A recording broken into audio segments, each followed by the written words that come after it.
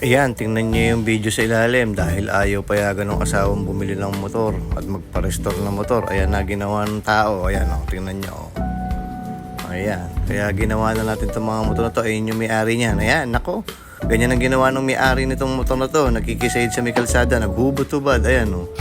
At saka nagaganyan. O, pinagawa nga naman siya ng motor.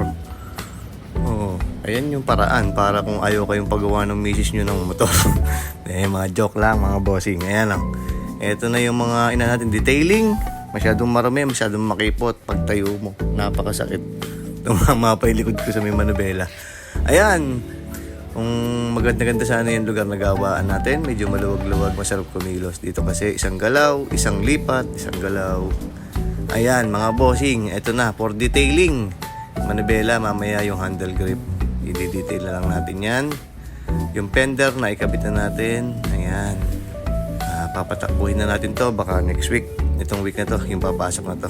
Pero road test brake in na natin to. Dahil brand new yung mga block niya. Tsaka yung piston. Ito naman susunod na natin yung Suzuki.